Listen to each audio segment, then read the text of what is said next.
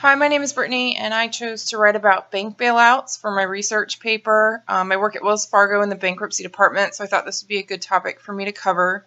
A lot of people don't realize that bailouts are a result of preventing bankruptcy, either for a very large company or industry, or even a government. Some of the larger bailouts that have taken place in the U.S. in the last couple of years include the automotive industry and a bailout program regarding home mortgages. The automotive industry was a bailout by the government to what was known as the Big Three, which was basically GM, or General Motors, Chrysler, and Ford. That bailout came out when gas prices went up so high that the companies were not in competition with some of the foreign markets who were making smaller, more fuel-efficient cars. So the government had to step in and save them from going under because people were just no longer buying these big gas-guzzling vehicles.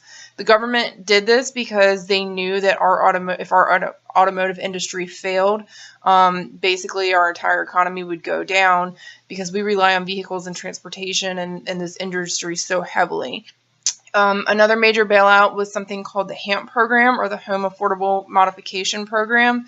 This is where the government got our federal lenders like Fannie Mae and Freddie Mac, which are federally ran and funded, and allowed them to do loan modifications for struggling homeowners. The idea is to roll in any defaulted payments, lower the interest rate, thus lowering payments, and then extending the terms of loans so the bank would still get their full investment back. However, I work with these loans every day, and people are still unable to pay and in default and facing foreclosure, and we're constantly trying to collect on these loans. So it was not originally a bank bailout, but I feel like it's going to eventually lead to one due to the fact that the banks are still not able to collect on the money that is in default, and ultimately it's going to have to come from somewhere.